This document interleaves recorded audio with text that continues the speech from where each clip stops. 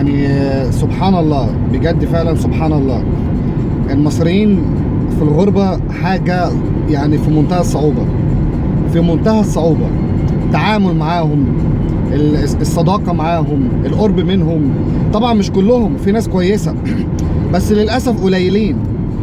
مش عارف احنا ليه بنعمل مع بعض كده. يعني انا عايش 11 سنة في انجلترا، يعني لقيت ناس مصريين قليلين جدا اللي انا ارتحت لهم. الناس كويسة، ناس بتقول حق ربنا. احنا معروف عننا ان احنا ما بنغلطش. يعني المصري ما بيغلطش وبيفهم في كل حاجة. يعني ايه ده؟ اسميه ده مرض ده ولا اسميه؟ مش فاهم. يعني فيها ايه لما تقول انا غلطت؟ يعني فيها ايه؟ لا، المصري ما يغلطش، ما يغلطش ابدا. فيها ايه لما تعتذر؟ يعني فيها إيه لما تعترف بغلطك؟ ايه اللي هيحصل؟ ده بالعكس، ده الواحد هيحترمك.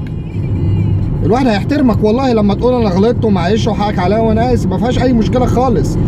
ده بالعكس، على الاقل لما يحصل تجمع تاني ولا مقابله تاني هتلاقي النفوس هاديه كده.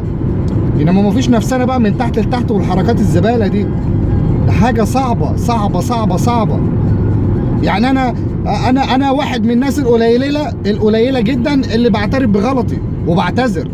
انا مش هعمل فيها بقى زي الناس اللي بتقول عندي الجرأة اللي انا اعتذر. لا، انا بطبيعتي كده اساسا. يعني انا مش محتاج اقول الكلمة دي، مش محتاج اقول ان انا عندي الجرأة اللي انا اعتذر. لا، انا اساسا بطبيعتي بعتذر.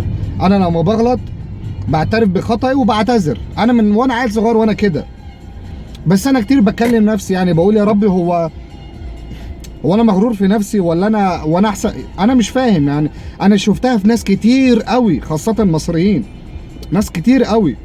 لو حاجة تانية كمان غريبة، يعني ان المصري بيفهم في كل حاجة. والله العظيم يعني المصري بيفهم. يعني ما ينفعش يقول لك لا ما اعرفش. يعني ممكن يعك لك عكة بنت لذينة علشان عمل فيها ابو القريف وفاهم كل حاجة، وهو مش فاهم ومش عارف. ما تقول مش عارف، ايه المشكلة؟ ايه المشكلة؟ مش فاهم ايه؟ قول مش عارف. سبحان الله سبحان الله. ما بنحبش بعض عشان ايه؟ نبقى نجيب من الاخر. يعني ما بنحبش بعض، والله العظيم ما بنحبش بعض. وانا للاسف ساعات احس ان انا ان انا ندمت ان انا كملت تعليمي. والله العظيم الواحد ساعات بيحس ان هو ندم انه كمل تعليمه وغلطان ان هو متربي صح. يعني انا عايز اكلم والدي اقول له انت غلطان ان انت ربيتني صح. اصل مش عارف، في ناس الواحد يعني مش عارف بيصعب عليه نفسه انه يتعامل معاها. والله العظيم الناس دي بتبقى عايزه تعاملات وسخه علشان تبقى تمام معاهم. انما قلب ابيض وبنيه صافيه وبادب واحترام، لا لا لا لا لا، حاجه صعبه يعني. طبعا مش الكل، وطبعا مش معنى مثلا ان واحد اتنين تلاته لا لا لا، اما انا فاهم مش كده.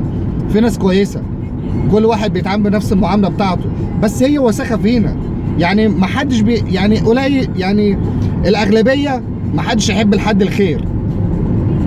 بيبص لك في رزقك، وبيبص لك في شغلك، وبيبص لك في فلوسك، وبيبص لك في بيتك وفي حياتك، في مصدر سعادتك بيبص لك فيها.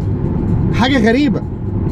ده حتى في الشغل مع المصريين تلاقي مواعيد متاخره، مفيش احترام في دفع الفلوس، تلاقي وعود ما تنفذتش. طب وبعدين يا مصريين يا اللي عايشين في انجلترا، وبعدين يعني وبيعشقوا حاجه اسمها الحوارات. سبحان الله. يعني صبح وليل. يعني اعرف مثلا واحد، هما كذا واحد بس انا هدي مثال على واحد ده بيحور 24 ساعه في بعضه. والميزه بقى، ميزه ايه؟ استغفر الله العظيم يا رب. المصيبه ان بيحلف بربنا كذب. يعني في كده بيحلف بربنا كذب، يقول وحياة ربنا ما حصل، وتثبت له ان هو بيكذب وما يعتذرش. طب ايه ده الواحد ده يسمي الكلام ده ايه؟ والله العظيم الواحد ده يعني ايه ده؟ احنا عايشين فين؟ يعني سايبين مصر بقرفها، بوجع دماغها، بمشاكلها، بحواراتها، بالناس اللي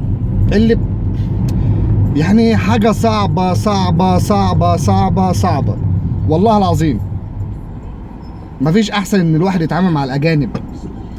اقسم بالله انا عشت 7 سنين في ويلز، وسط الاجانب ما كانش فيه عرب غير هم المجموعه اللي كنا شايلين مع بعض، وكانت ناس محترمه، ناس محترمه والله العظيم، ناس في منتهى الادب والاحترام. اتعلمت منهم الرجوله والالتزام واحترام المواعيد. يا وما كانوش مصريين، كانوا لبنانيين، كانوا لبنانيين. الله يمسيك بالخير يا ذوالفقار، الله يرحمك، الله يرحمك يا ذوالفقار. وحسن عيسى راجل في منتهى الشياكه والادب والاخلاق والجدعنه والرجوله والصياعه وكل حاجه تتلخص فيه. ومحمود نقطه. ما ايه ليه بنلاقي المعامله النظيفه من ناس مش من بلدنا؟ سبحان الله، سبحان الله.